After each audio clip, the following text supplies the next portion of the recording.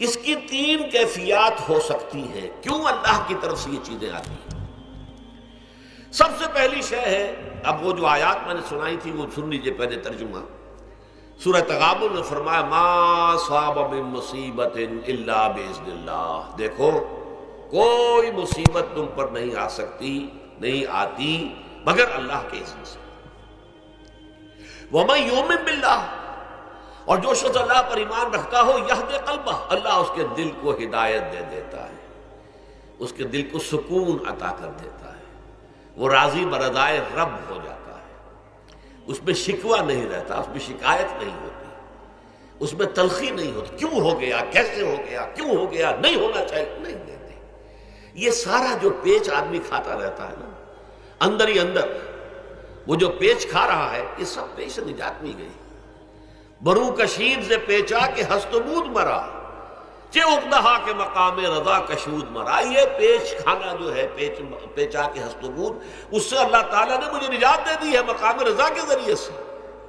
کتنے بڑے بڑے عقدے میرے حل ہو گئے اس مقام رضا سے، چے اقدہا کہ مقام رضا کشود میرا، میرے تو بہت سے عقدے اس سے حل ہو گئے۔ اس حوالے سے ایک موٹی بات تو یہ ہو گئی، لیکن اب اس کو تین حصوں میں تقسیم کیجیے۔ پہلی بات یہ کہ یہ اللہ کی طرف سے آزمائش کے طور پر آتی ہے۔ آزمائش، میرا بندہ اس پر صبر کرتا ہے یا نہیں، یا میرے خلاف بکواس کرنے پر آمادہ ہو جاتا ہے۔ اللہ تو ایسا ہے، اللہ نے تو ہم پر کبھی کرم کیا ہی نہیں ہے، اللہ تو ظالم ہے، معاذ اللہ معاذ اللہ معاذ اللہ۔ کہیں ایسا تو نہیں، میرا بندہ جو ہے تکلیف کو جھیلتا ہے میری وجہ سے، یہ سمجھ کے کہ اللہ کی طرف سے آئی۔ یہ سب جو ہے یہ بہت بڑی کامیابی ہے اگر انسان کو حاصل ہو جائے۔ اور اس صبر کے نتیجے میں دو اور باتیں پیدا ہوتی ہیں۔ یہ مضامین علیحدہ علیحدہ دروس کے اندر آتے رہے ہیں، لیکن آج ایک نئے عنوان کے تحت جمع ہو کر آ رہے ہیں۔ پہلی بات یہ ہوتی ہے کہ یہ امتحان کا نتیجہ کیا نکلتا ہے کہ آپ نے ایک امتحان پاس کیا تو آپ کے اگلے درجے میں ترقی ہو جاتی ہے۔ 5ویں کا امتحان پاس کر لیا نا تو 6ٹھی میں جائیں گے، اب 6ٹھی کا امتحان پاس کریں گے تو 7ویں میں جائیں گے، 7ویں کا پاس کریں گے تو 8ویں میں۔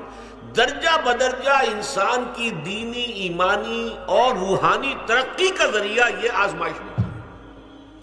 جتنا اس میں صبر ہوگا، جتنا اس میں تسلیم و رضا جو ہے آپ حاصل کرتے جائیں گے تو آپ کے درجے بلند ہوتے چلے جائیں گے۔ آپ کا امتحان کڑے سے کڑا آئے گا، بڑے سے بڑا آئے گا، مشکل سے مشکل تر آئے گا۔ ایک وقت میں ایم اے کا امتحان بھی آپ کو دینا ہوگا، ایک وقت میں ہو سکتا ہے پی ایچ ڈی کے لیے تھیسس آپ لکھیں، پھر اس کے اوپر جو ہے ٹیم بیٹھی ہوئی اور آپ سے وہ بحث کرے، جرا کرے آپ سے، وہ بھی کرنا ہوگا۔ لیکن یہ کہ اگر پرائمری ہی میں فیل ہو گئے تو اس کا سوال ہی پیدا نہیں ہوتا کہ کبھی آپ ایم اے کا یا پی ایچ ڈی کا تھیسس بھی لکھیں۔ اور اسی کو دوسرے انداز میں کہا گیا ہے قرآن مجید میں، وَلِيُبْلِيَ الْمُؤْمِنِينَ مِنْهُ بَلَاءً حَسَنًا۔ اصل میں ابلا کہتے ہیں، بلا یبلو جو ہے عربی زبان میں آتا ہے آزمانا۔ خلق الموت والحیات لیبلوکم ایکم احسن عملا، یہی معنی ابتلا کے میں، ابتلا یبتلی آزمانا۔ ابلا یبلی جو آتا ہے باب افعال سے، اس میں آتا ہے کسی کو کسی تکلیف میں ڈال کر اس کو نکھارنا، کہ اس کا جوہر نکھر جائے، اس کے اندر جو خیر ہے وہ اور چمک جائے، لوگوں کو بھی معلوم ہو جائے کہ یہ شخص اس مقام کا اہل ہے، اس کے اندر یہ صلاحیت ہے، اس میں یہ قوت موجود ہے۔ تو یہ گویا کہ اہل ایمان کی صلاحیتوں کو نکھارنے کے لیے اور ان کے درجات کی ترقی کے لیے بھی اللہ تعالیٰ دنیا کے اندر یہ مصیبتیں اور امتحانات جو ہیں آزمائش کے حوالے سے افراد پر بھی اجتماعی طور پر ملاتا ہے۔ اور ایک اس کا اور بھی ہے، اہل ایمان پر اس طرح کی ابتلا و آزمائش کی ایک نوعیت اور بھی ہے، اور وہ یہ ہے کہ جو بھی آپ سے غیر ارادی طور پر یا یہ کہ آپ نے کوئی گناہ ارادی طور پر بھی کر لیا، اللہ تعالیٰ اس کی سزا اسی دنیا میں دے کر آخرت کی سزا سے محفوظ کر دیتا۔ گویا کہ اس سے بڑا خیر کیا ہوگا؟ یہاں کی سزا کیا ہے؟ جھیل لی آپ نے، بخار آ گیا، ٹانگ ٹوٹ گئی، چلیے 3 مہینے آپ بستر پر پڑے رہے نا، اور کیا ہوا؟ کچھ نہیں۔ لیکن یہ کہ آخرت کی سزا ملتی ہے، بہت عظیم ہوتی ہے۔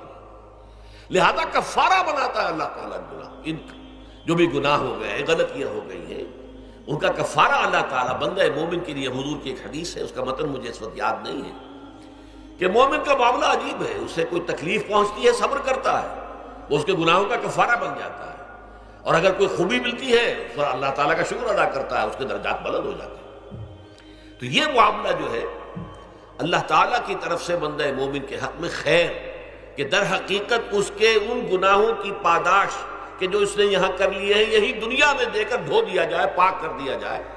جیسے آپ کو معلوم ہے دھوبی جو ہے کپڑے کو بھٹی میں چڑھاتا ہے، گرم پانی میں ڈالتا ہے، نہیں ڈالتا، تاکہ اس کا میل نکلے، اس کے آگے پٹختا بھی ہے ذرا اس کو، تاکہ وہ میل اچھی طرح چھٹ جائے اس سے۔